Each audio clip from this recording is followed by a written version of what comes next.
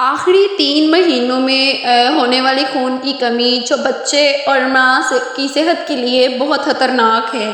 तो ये बहुत ही यानी कि आप कह लें कि सेंसिटिव और क्रिटिकल सारी सिचुएशंस होती हैं, जिसमें आपको बहुत ज़्यादा एहतियात के साथ अपनी डाइट को लेकर चलना चाहिए।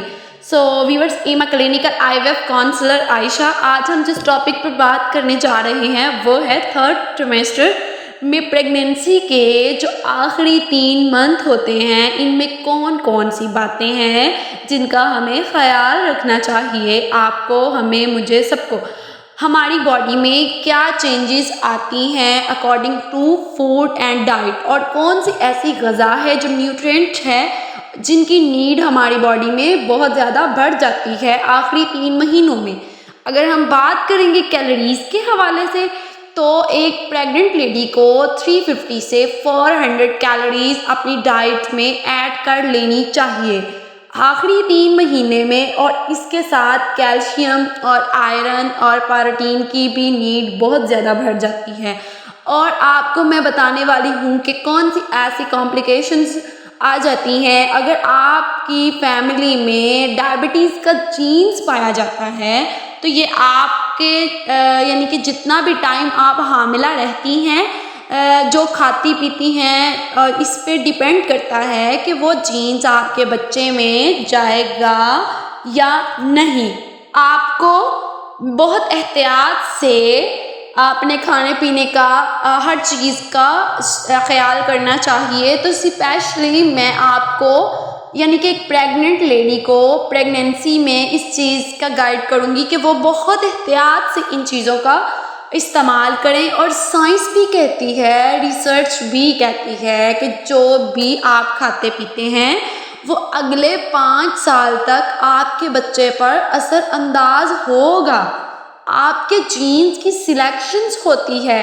तो अच्छा व्यूअर्स, यहाँ हम बात करते हैं हामिला खतून में जो आखिरी 3 महीनों में, या हामिला ख़वातीन में 9 मंथ की ड्यूरेशन में जो उनको खून की कमी, अनीमिया जिसे बोलते हैं, हो जाती है, कि उसके साइड इफ़ेक्ट्स क्या होते हैं। तो एक प्रेग्नेंट लेडी को अपना HB टेस्ट ज़रूर करवाना चाहिए ताकि उसे इस चीज़ का पता चल सके कि उसमें HB की जो रेड ब्लड सेल्स हैं उसकी मिकदार कितनी है। 9 से अगर कम है तो वो प्रेग्नेंट लेडी एक अनेमिक पेशेंट है। तो आप में खून की कमी क्या है और खून की कमी किस ग़िज़ा लेने से हुई है, और ऐसे या फिर आप ऐसे फूड्स या ऐसी ग़िज़ा ले रहे हैं जिनमें आयरन नहीं है। और अब मैं आपको बताऊँ, हम यहाँ बात करते हैं कि आयरन क्या है। आयरन हमारे खून में पाया जाने वाला एक मादा है जो खून को बनाता है। ऐसा ही मादा आपके बच्चों में भी पाया जाता है, और ये मादा आपके बच्चों को न्यूट्रिएंट की और ऑक्सीजन की और ब्लड की सप्लाई दे रहा होता है। तो अगर यही ना हो तो ना आपके बच्चे को अच्छी ग़िज़ा मिल रही होती है, ना ऑक्सीजन मिल रही होती है, और ना ही उसकी ग्रोथ बढ़ रही होती है। तो फर्स्ट ऑफ ऑल तो ये है कि 7th, 8th और 9th मंथ जो होते हैं, जो प्रेगनेंसी के लास्ट 3 ट्राइमेस्टर्स, आखिरी 3 महीने होते हैं, उनमें बच्चे की ग्रोथ जो होती है वो पिच पर होती है। ठीक है।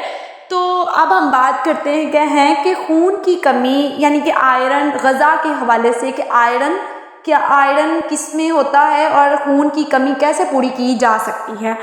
तो प्रेग्नेंट लेडी में या ओवरऑल जितने भी नॉर्मल फीमेल्स हैं या नॉर्मल हैं सब कुछ, या प्रेग्नेंट हैं या नॉर्मल हैं, तो सबसे ज़्यादा जो हम यहाँ बात करेंगे रेड मीट की, आयरन और खून की कमी जिनमें यानी कि होती है और आयरन की कमी होती है, उन्हें यूं ही इसी तरह पूरा किया जा सकता है।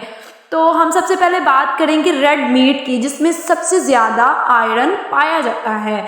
और जो अनेमिक पेशेंट होते हैं, जिनको पता है कि वो अनेमिक हैं, वो हफ्ते में 2 से 3 बार गोश्त का इस्तेमाल ज़रूर करें। और इसके अलावा अगर हम वेजिटेबल सोर्स के ऊपर बात करें तो इसमें ग्रीन लीफ वेजिटेबल्स आ जाती हैं और फ्रूट्स भी आ जाते हैं, जिसमें चुकंदर, अनार और इस तरह के कैल्शियम और विटामिन्स वाले भी फ्रूट्स हम इन्वॉल्व कर सकते हैं अपनी डाइट में, जिसमें हमारे जिस्म में खून की कमी बहुत अच्छे से पूरी हो सकती है। और हम मेडिसिन पे ज़्यादा इफ़ेक्टेबल मत समझें उसको, तो ज़्यादा बेहतर है। तो खून की कमी के लिए हमें ज़्यादा से ज़्यादा अपनी डाइट को बेहतर करना चाहिए, ना कि मेडिसिन्स को अपनी ज़िंदगी में बेहतर बनाना चाहिए। तो हमें गोश्त, फ्रूट्स, सब्ज़ पत्तों वाली सब्ज़ियाँ ये अपनी ग़िज़ा में ज़्यादा शामिल करनी चाहिए, जिससे हमारे जिस्म में खून और आयरन की कमी पूरी हो जाए।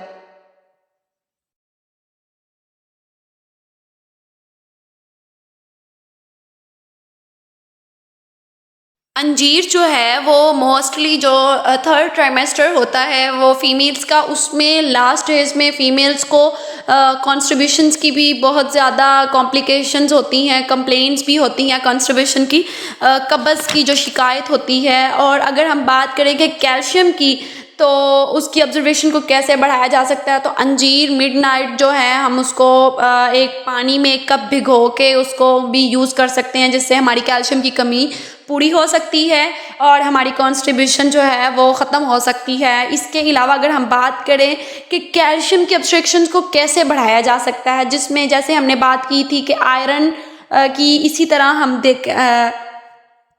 और इसी तरह है आयरन के साथ विटामिन सी को कवर किया जा, तो इसी तरह आयरन के साथ विटामिन सी है और कैल्शियम के साथ विटामिन डी है। और इसी तरह आपने अपनी डोज में मल्टीविटामिन्स के साथ विटामिन डी को भी मेंटेन रखना है अपनी डाइट में। कैल्शियम, आयरन, विटामिन डी को आपने खुद के साथ अपनी डाइट में प्लान करते रहना है और उसको अपने साथ कंटिन्यू रखना है। और अगर विटामिन डी को देखा जाए तो कैल्शियम को अब्जॉर्व करने के लिए विटामिन डी जो है वो बहुत हेल्प करता है। इसमें सबसे ज़्यादा जो सनराइज जो रेज़ हैं, जो सूरज की शुआएँ हैं, विटामिन डी 3 टैबलेट फॉर्म में भी और ऑरल फॉर्म में भी हमें बहुत ज़्यादा इफ़ेक्ट करती हैं। शुक्रिया।